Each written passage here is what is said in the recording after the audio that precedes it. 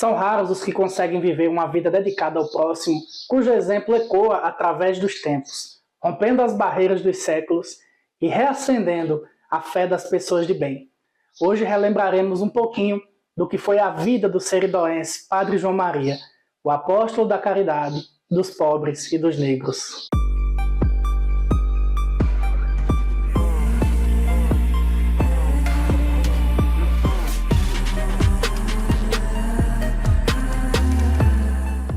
João Maria Cavalcante de Brito nasceu em 23 de junho de 1848, na fazenda Logradouro do Barro, zona rural de Caicó, Rio Grande do Norte, atual território do município de Jardim de Piranhas. Seu pai, Amaro Soares Cavalcante de Brito, era professor primário e lhe ensinou as primeiras letras. Sua mãe, Ana de Barros Cavalcante, era dona de casa e teve mais 4 filhos. Cresceu em ambiente católico, o que contribuiu para lhe despertar a vocação religiosa. Oriundo de família pobre, mas respeitada na vizinhança, contou com a ajuda financeira de fazendeiros amigos para custear seus estudos no seminário de Olinda em 1861. Ordenou-se aos 23 anos, rezando sua primeira missa no domingo, dia 10 de agosto de 1871, em Caicó, onde ficou trabalhando como auxiliar do vigário. Depois foi vigário de Jardim Piranhas, Santa Luzia do Sabugi, na Paraíba, Florânia, Acari, Lísia Floresta e, por fim, Natal, onde tomou posse da paróquia de Nossa Senhora da Apresentação em 7 de agosto de 1881. A figura deste homem, ao longo de todo esse tempo, continua alimentando a fé de gerações que sequer o conheceram pessoalmente, mas que certamente não ficaram imunes ao mito que envolve uma das personalidades mais admiradas da pequena Natal do final do século XIX e início do século XX. A fama do sacerdote e assistente social já era conhecida de todos quando chegou a Natal, principalmente pelo trabalho que realizou em Papari, atual município de Nísia Floresta, na época da Grande Seca de 1877, que matou quase 500 mil de sertanejos. O padre improvisou palhoças para abrigar os flagelados a quem dava de comer, ministrava medicação natural para os enfermos e cuidava das crianças. Tinha uma preocupação especial com a higiene destas pessoas, orientando sobre os modos de como prevenir as doenças. Seu prestígio levou o governo a enviar roupa, dinheiro e comida para suprir as necessidades de quem ajudava. Contou com a ajuda de seu irmão mais novo, Amaro Cavalcante Soares de Brito, influente jurista, para arrecadar fundos com o Gabinete Caxias para ajudar no socorro aos flagelados. E se você quer saber mais sobre a catastrófica seca de 1877, que varreu os sertões nordestinos, clica nesse card e assista o vídeo que fizemos sobre ela. Durante aqueles anos horrorosos, o Padre João Maria poderia ter se trancado em uma igrejinha e passado o tempo inteiro rezando e fazendo penitência. Mas a exemplo de seu mestre, que atendia os leprosos, ele decidiu sair a pregar o evangelho com atitudes. Este inesquecível homem era tido como médico e assistente social dos necessitados, a quem sempre atendia com presteza e solicitude. Percorria a pé ou montado num jumento os bairros mais pobres de Natal para transmitir mensagens de esperança aos miseráveis. Levava remédios homeopáticos preparados por ele mesmo aos doentes e prestava conforto aos moribundos, para os quais era comum, naquela época, conceder a extrema unção na hora final. Aproveitava seu jumento para carregar água e lenha para as pessoas que não tinham condições de comprar sequer isso. O lema do Padre João Maria era ser tudo para todos. Ele cumpriu isto à risca. Sua aparência era de um sertanejo, pele morena, sempre queimada do sol pelas caminhadas que empreendia em nome de qualquer pessoa que precisasse da sua ajuda. Andava sempre de batina preta. Tinha olhos vivos e penetrantes, segundo os inúmeros cronistas da época que fizeram registro de sua inestimável obra de caridade em favor dos aflitos. Sorria pouco, mas tinha bom humor. Gostava de fazer trocadilhos com as palavras.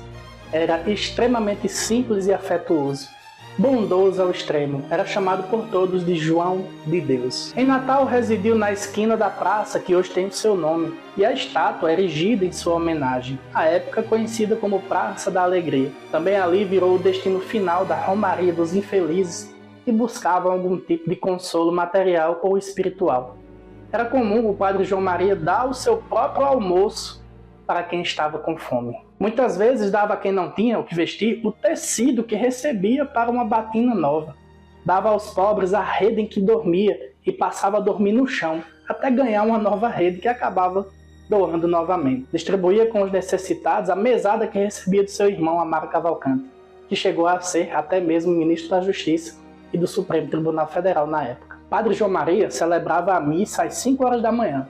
Depois disso, atendia no confessionário. O resto do dia, da noite e da madrugada era dedicado ao trabalho de assistência. Praticamente não dormia.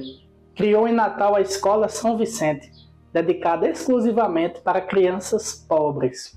Também incentivou a criação da imprensa católica na capital, com jornais e folhetos repletos de notícias e mensagens consoladoras. O padre João Maria também era abolicionista e em 1883 foi eleito presidente da Sociedade Libertadora Norte-Riograndense, objetivando a libertação dos escravos do Estado.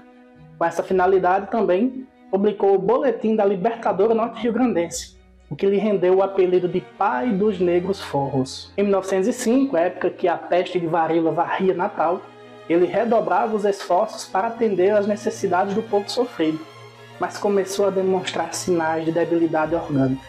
Era o resultado das noites passadas em claro, nos casebres das pessoas doentes e do cansaço pela luta incessante. O diagnóstico do médico apontava para diabetes. Pior, a doença já estava em estado avançado. Por orientação médica, que recomendou clima sadio e puro para ajudar no tratamento, ele foi removido para um sítio de propriedade de uma família de amigos no Alto Juruá, hoje bairro Petrópolis da capital potiguar. Foi neste sítio para onde o povo correu a fim de rezar pelo seu restabelecimento que o padre João Maria morreu às 8 horas do dia 16 de outubro de 1905, aos 57 anos. Sua morte abalou a cidade, que na época tinha apenas 10 mil habitantes. Mais da metade da população acompanhou seu cortejo fúnebre até o cemitério do Alecrim, onde foi sepultado. Seu prestígio era tanto que até mesmo o pastor de uma igreja protestante da capital acompanhou seu enterro ao lado dos padres amigos. Em 1956 foi construída a igreja de Nossa Senhora de Lourdes, exatamente no local em que ele faleceu. O local da cama onde ele deu seu último suspiro é onde hoje se encontra o altar. Em 7 de agosto de 1979, os restos mortais do padre João Maria foram transladados do cemitério do Alecrim para a igreja, onde permanecem até os dias atuais. Com sua grande popularidade, por onde passava, o padre João Maria era carinhosamente chamado por apelidos como Benzinho do Seridó, o Santo, Padre João de Deus, o Apóstolo da Caridade, o Anjo da Cidade, o Santo do Seridó, o Santo de Natal, entre outros. Em 22 de fevereiro de 2002 foi aberto o processo de beatificação do padre João Maria. No último mês de abril, agora de 2024, foi instalado o Tribunal para a Causa de Beatificação e de Canonização do Servo de Deus, padre João Maria Cavalcante de Brito. Abre-se então agora a fase diocesana do processo, na qual serão analisados dados históricos já coletados até o momento e testemunhos acerca da vida e santidade do Anjo de Natal. Caso venha a ser canonizado, o Rio Grande do Norte ganhará mais um santo para fazer companhia aos já santificados mártires de Cunhaú e Uruaçu. Alguém tem alguma dúvida que teremos o santo seridoense São João Maria em um futuro próximo? Como disse Veríssimo de Melo, um dos mais conceituados escritores do Rio Grande do Norte, o padre João Maria em vida só possuiu como riqueza o amor ao próximo, a prática da virtude e o exercício do bem. Jesus nos diz no Evangelho que quem o ama guarda seus mandamentos, mas em outro trecho nos ensina que é preciso passar da palavra para a ação. O padre João Maria guardou os mandamentos de Cristo,